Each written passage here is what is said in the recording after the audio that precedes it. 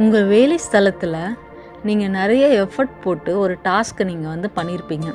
ஆனால் அதற்கான ஒரு கிரெடிட் உங்களுக்கு கிடைக்காத போயிருக்கலாம். அது ஒரு அப்ரிஷியேஷனாக இருக்கலாம், இல்லை ஒரு இன்க்ரிமெண்ட், ப்ரொமோஷன், ஏதாவது நீங்கள் எதிர்பார்த்துருக்க காரியம் உங்களுக்கு அது கிடைக்காத போயிருக்கலாம். இது நிமித்தம் நீங்கள் அப்செட் ஆகிருக்கலாம். திருப்பி இன்னொரு டாஸ்க் எடுக்கவே நீங்கள் என்ன பண்ணாலும் நமக்கு கிரெடிட் வரப்போதா அப்படின்னு சொல்லி உங்களுக்குள்ளே ஒரு டிஸ்கரேஜ்மெண்ட் இருந்திருக்கலாம். பிரியமானவர்களே, ஒருவேளை நீங்கள் வீட்டு காரியங்கள் செய்கிறவர்களாக இருக்கலாம்.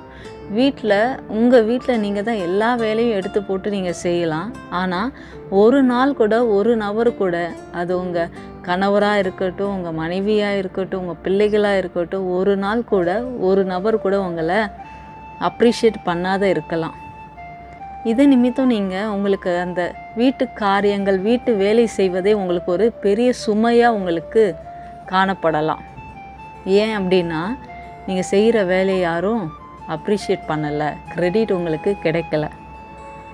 பிரியமானவர்களே, நீங்கள் ஊழியம் செய்து கொண்டு இருக்கலாம், அநேக ஊழியங்கள் நீங்கள் செய்து கொண்டு இருக்கலாம்.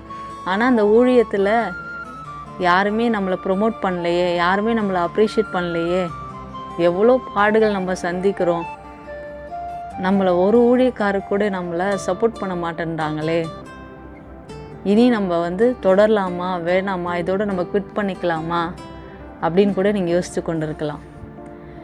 பிரியமானவர்களே, இன்றைக்கு ஆண்டவர் உங்களோடு கூட பேசி கொண்டு இருக்கிறார். எடுத்து வாசிப்போமா? ரூத் புஸ்தகம் 2வது அதிகாரம் 12வது வசனத்தின் முதல் பகுதி இப்படியாய் சொல்கிறது: உன் செய்கைக்கு தக்க பலனை கர்த்தர் உனக்கு கட்டளையிடுவாராக.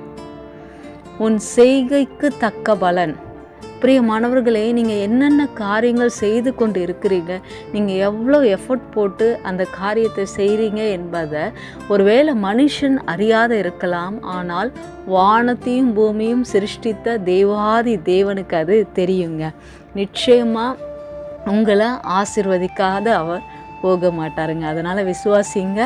கர்த்தர் இந்த வசனத்தின்படி உங்கள் செய்கைக்கு தக்க பலனை கர்த்தர் உங்களுக்கு கட்டளையிடுவாராக. ஆமேன். God bless you. எப்போதும் சந்தோஷமாக இருங்க. ஆமேன்.